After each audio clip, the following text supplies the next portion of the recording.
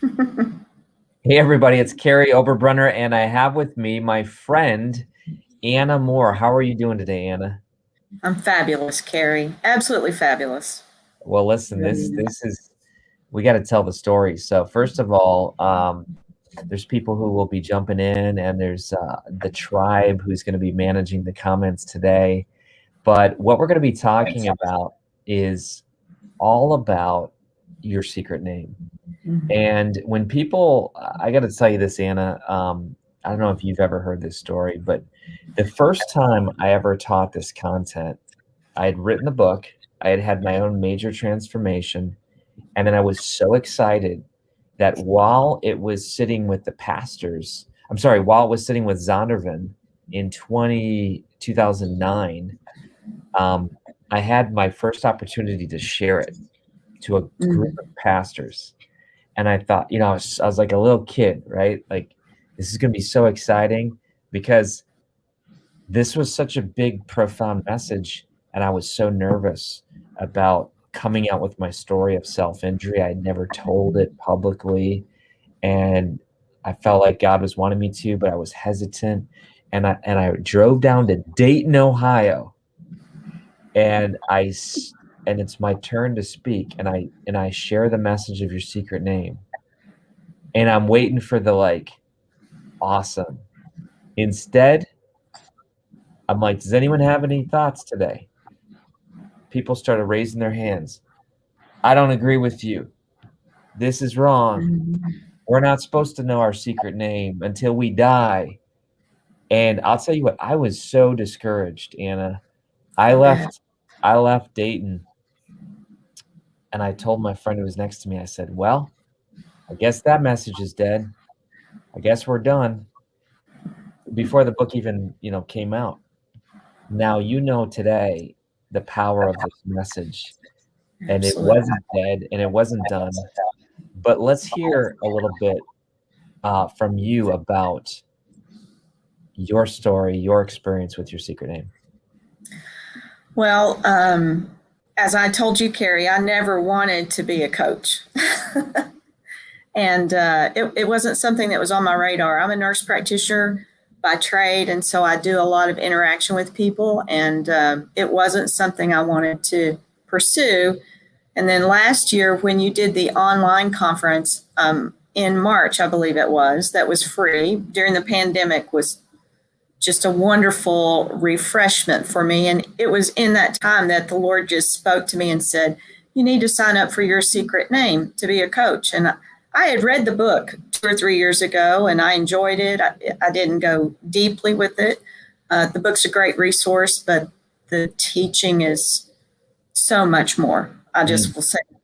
So the Lord said, well, you need to do this. And I argued with him. I said, I don't want to do this. I don't want to be a coach. And he said, you need to do it. And I'm like, but I don't want to. I mean, this is an ongoing conversation with him. And he said, sign up because you're going to need it.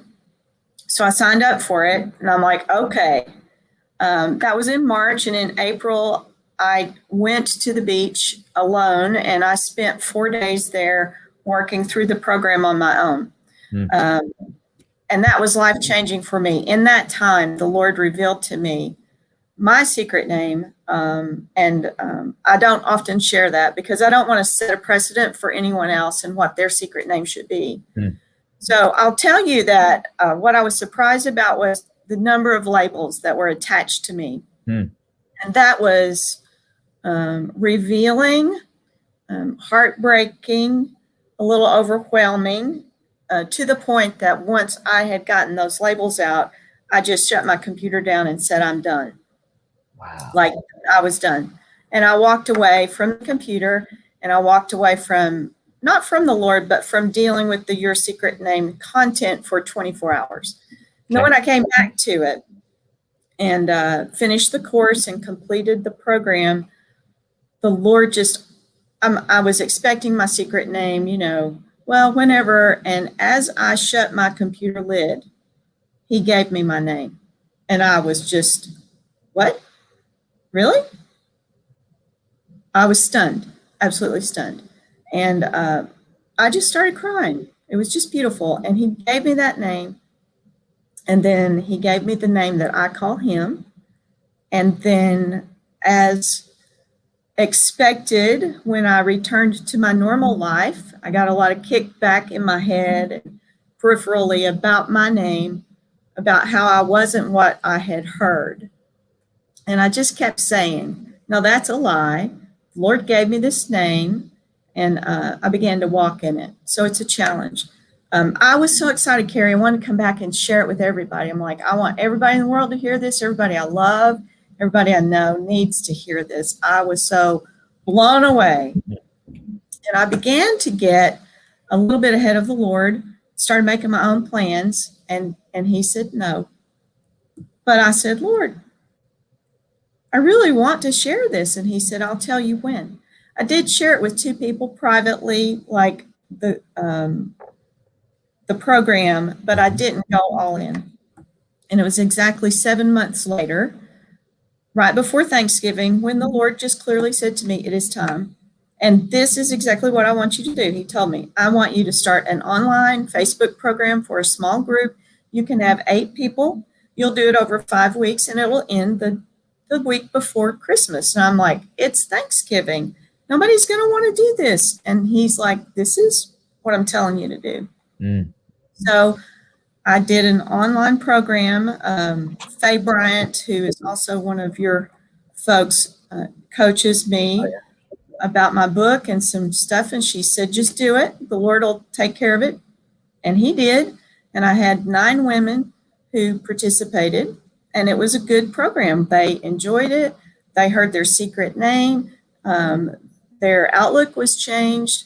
And in the end of that program, the Lord had said to me, rent this condo that you went to last week or last year. And I'm like, what for? And he said, I'll tell you. And so I rented the condo. And toward the end of this online program that I did, he said, I want you to do a retreat. And I'm like, well, who am I going to take? And of course, as usual, he says, I'll tell you, I'll show you. And so I saw a friend of mine at church. The Lord had laid her on my name, on my heart. And I said, Lee, this is what's going on. Would you want to go to the beach and do this retreat? And she's like, well, yeah, hello, the beach. And I said, well, do you know any women who would want to go? And she said, just my whole life group. So she's the leader of a single women's life group at my church. The entire life group did not go. There were 8 who went. So there were 9, including myself. And it was absolutely life-changing.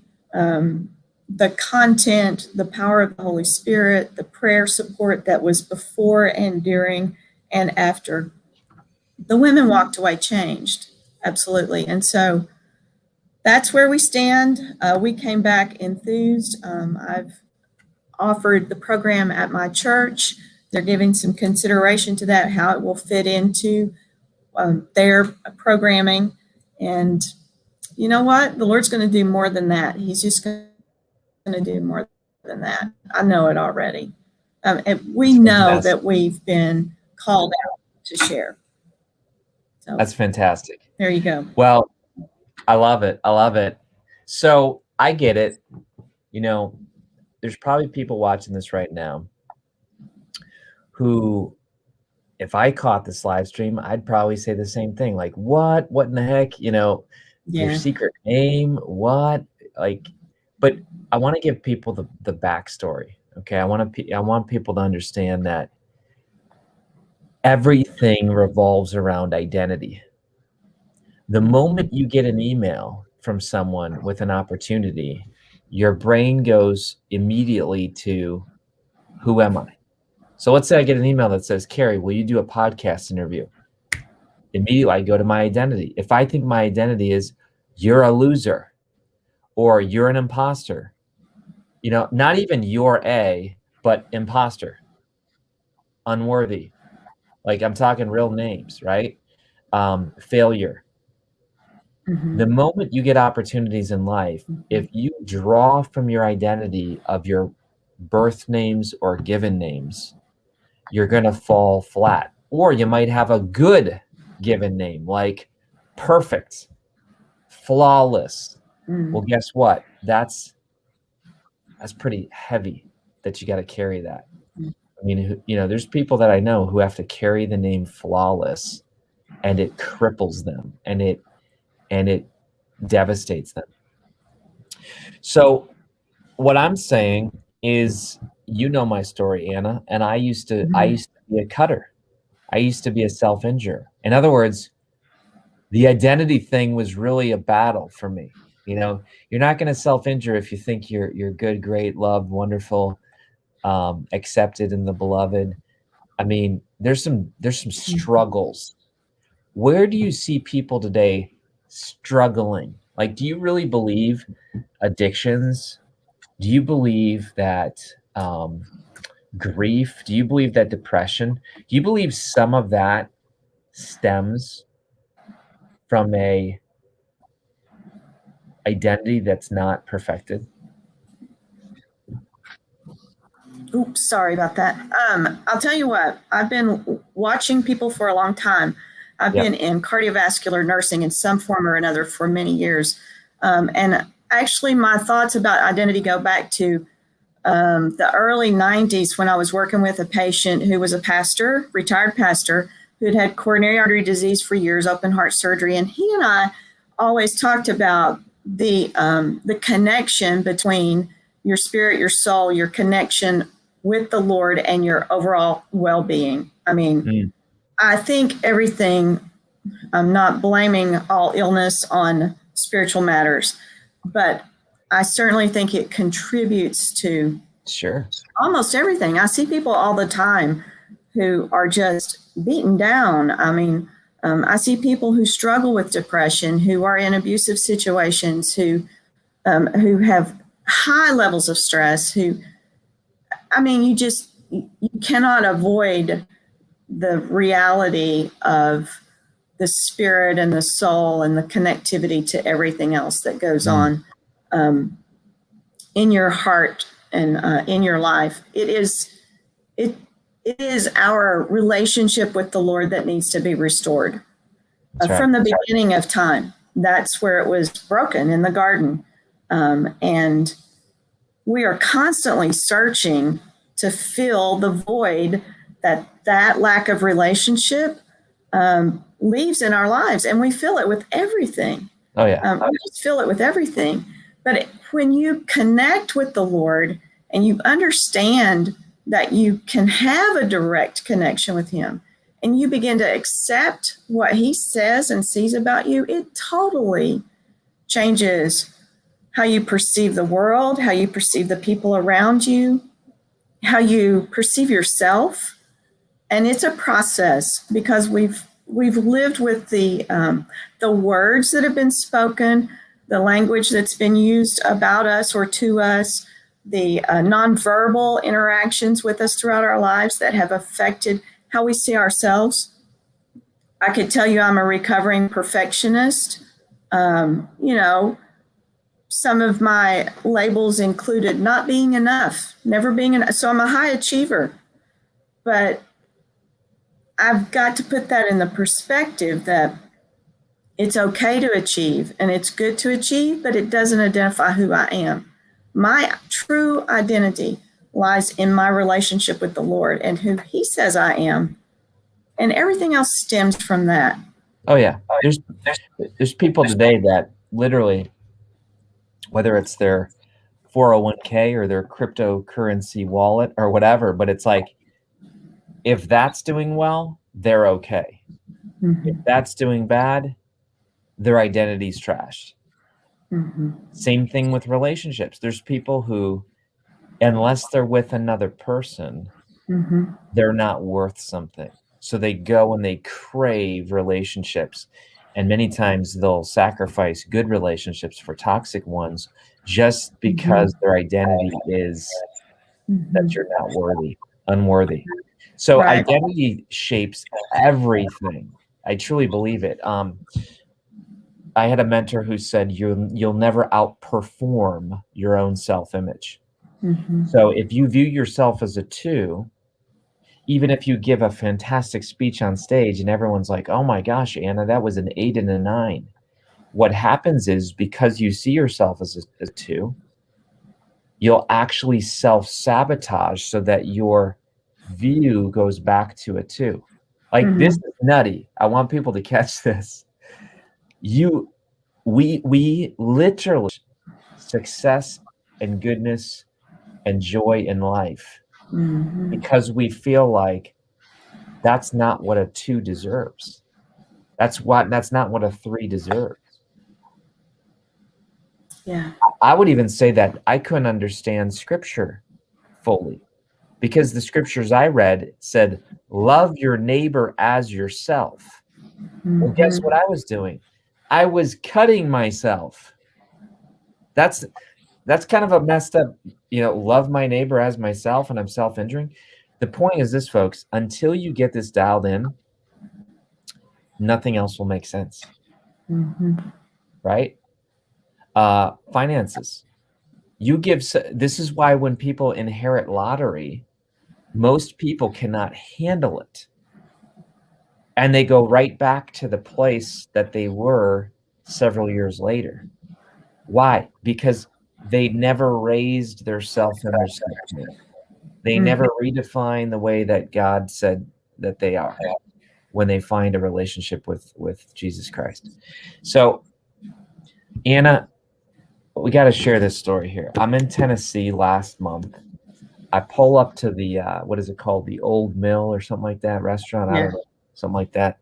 And I just think we're going to have a casual chat where I'm going to meet the tribe and give them hugs and have a great time and chat.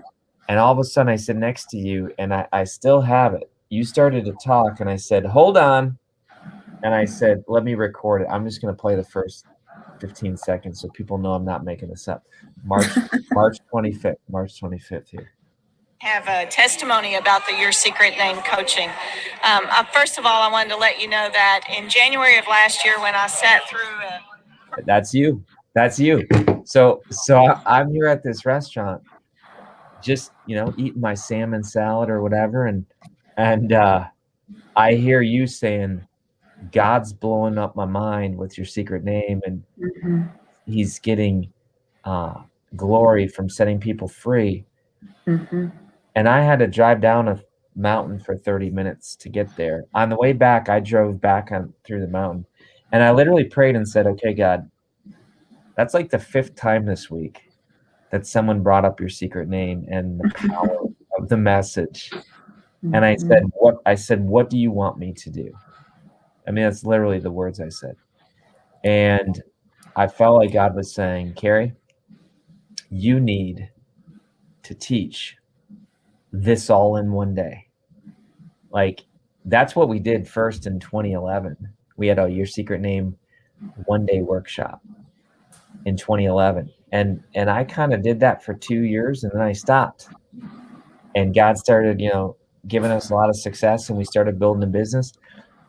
But I felt like I got to go all in and take the whole day and share Your Secret Name message and train the people and then give them lifetime access to the course so that they can tell people why you need to go through it again and again. Is it because it doesn't work, or is it because there's layers of healing that need to take place? What do you think? Right. I agree with you. And as a matter of fact, the women who went on retreat with me, they're like, they want to do it again. And the women who did the online program, they're like, when you do it again, I want to do it again. It's not because they don't receive or believe their name.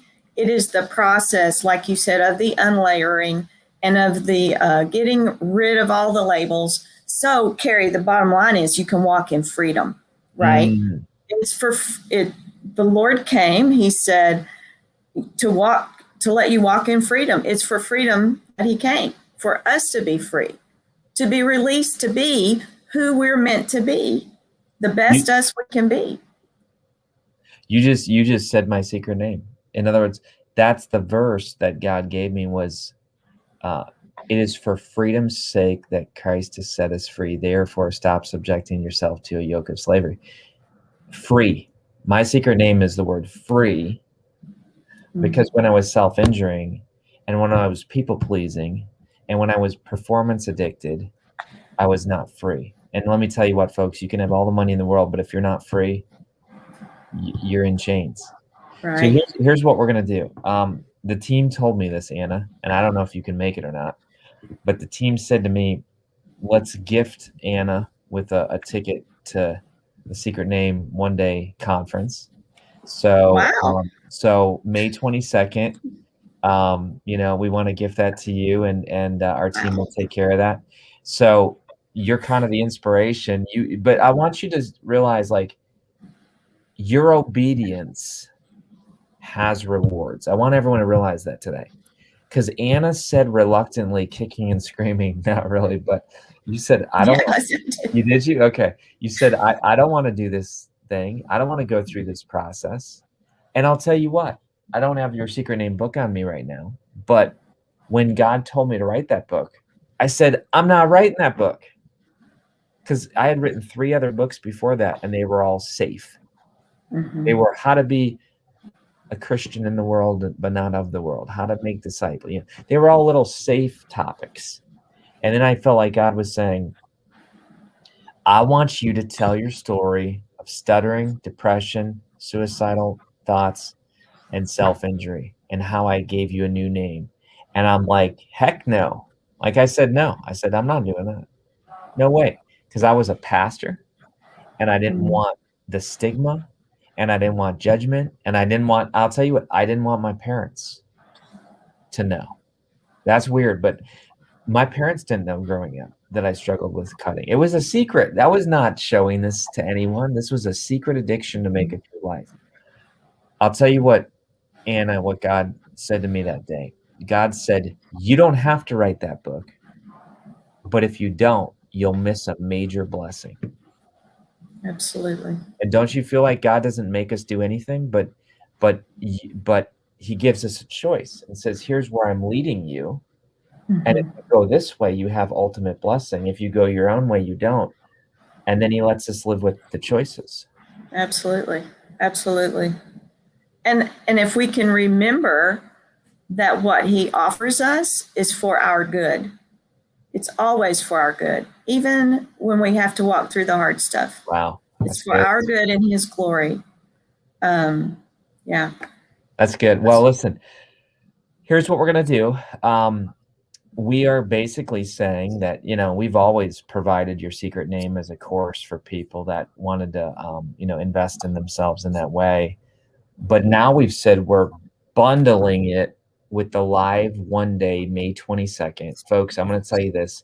I cannot promise you that we'll do it again. It's not a threat or a bribe. It was 8 years since I've done it last time. But I know that May 22nd, we're supposed to do it. We have a dozen or so people signed up. It's going to be all day. It's going to be on Zoom. There's going to be breakout groups. There's going to be teaching. There's going to be interactive exercises. But here's what I know. I'm going to be going on a fast before this. I'm going to show up filled up. I'm going to love on these people. I realize the attacks are going to be up. I mean, we have an enemy who wants to steal, kill, and destroy, and who doesn't want you to know your true identity. Why is that? Why do you think we have an enemy who works so hard to deceive us into forgetting who we are? Because when we forget who we are, we're not effective for the kingdom.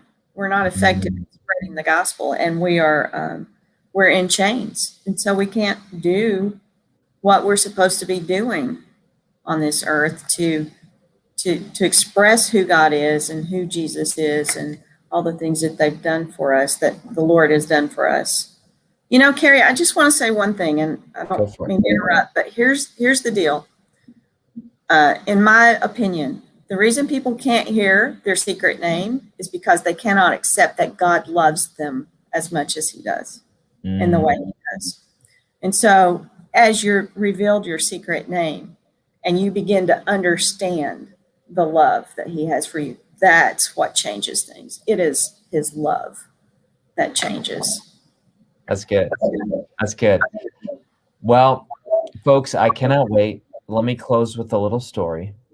And it's a story of a movie that you've seen many times, I'm sure. But I want you to realize your secret name is a story that's been around forever because it's the true story. Just like she said, it started in the garden. We knew who we were. We were walking with God every single day in the cool of the night, right? And then what happens? We believe the lie. We eat of the tree, right? And what happens? We lose our identity. We start hiding. We get fig leaves. We say this is not me, and we start posturing and performing and hiding and attacking and using people. And we lose the connection with our divine creator. And then we have to go get this. In the very beginning, it says in Genesis 6 that humanity got together to build a tower to make a name for themselves. Ouch, folks, did you catch that? Once you're ripped from your relationship with God, you literally go in life and say, I'll just make my own name. And some of us say, I'll make it through madness and chaos. We have no chance anyway. And some of us say, I'm going to make a pretty good shot at it. But here's what I know. The movie that I'm talking about is Lion King. Simba is heir to the throne, child of the king. He has his father Mufasa. They have a great relationship. What happens? He listens to the deceiver, his uncle. He goes into places he shouldn't go, the elephant graveyard. His father saves him, dies in the process, and now he thinks all I am is a disappointment. All I am is a failure. All I am is a murderer. And so what does he say? He says, I'm going to now live a life of Hakuna Matata. I don't care. And that's where you might be today. You might be saying, I don't care. I don't care. You know, I don't care what kind of substances I put in my body. I don't care who I sleep with. I don't care, blah, blah, blah. But we live a life of carelessness where we say, don't worry, just be happy. And all of a sudden, someday, as we don't have that satisfaction and joy that we know is possible, along comes this crazy monkey Rafiki named Carrie and Anna, I guess, today. And and what we say is we say, I've seen your father. I know your father. And Simba says, you're full of crap. He says, that's not true. My father died. And he says, no, he's very much alive. Come with me. And he takes him on a journey. That's what we're inviting you to do today. We're inviting you to go on a journey on May 22nd with us, where you are going to look into the water, just like in the movie. Rafiki takes you to a little pond and says, look inside. And he looks and he says, disgust. He says, displeasure. He's not happy with who he sees. And he says, no, look deeper. And he looks deeper and he sees his father. That's what we're inviting you to. We're inviting you to take a journey with us where you come to grips with your creator. And it is a little bit scary, but it is worth it. And here's what Mufasa says to Simba. Mufasa says, you are more than who you've become. You are more than who you've become. Folks, that's the story today. You are more than who you have become right now. And there's an exciting journey ahead of you. And all of a sudden, Mufasa says, become who you were born to be. You're a child of the king. And he understands that his position has been restored.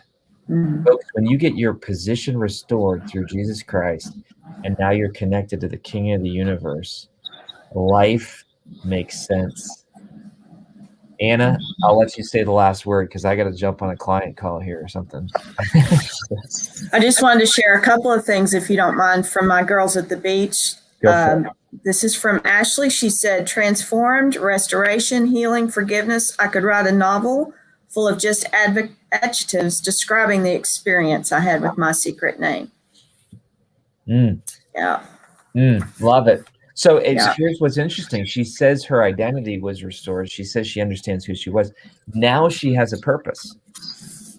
I mean, that's what happens. If you are walking in life right now and you say, I don't know what my purpose is, it's probably because you don't know who your identity is. Once we understand who we are, now we have an assignment. This was true about Simon to Peter, Sarai to Sarah, Saul to Paul. It's true about Aragorn, Strider to Aragorn in Lord of the Rings. Like, this is the truth about all people, whether it's related to the scriptures or the movies that we see. This is the journey of Beatrice in Divergent becoming who she's supposed to be. It's just Neo, The Matrix. All these movies are like a glimpse, a shadow of what's really happening. And we just think it's fictitious. It doesn't relate to me. No, it totally relates to you. So folks, here's what I'm going to say. May 22nd, whatever it takes to get there, be there, because you're going to have a day of transformation. If you don't, I guarantee that you have 100% satisfaction guarantee. Like, that's how much I believe in it. Okay. Hey, Anna, thanks for taking the step to blow me up on March, whatever day that was. And God spoke to me that day and said, let's roll. So thank you very much. Thank you, Carrie. All right. And talk with our team. Tanisha will get you your ticket. Okay. Thank you so much. All right. We'll see you. Bye. Bye-bye.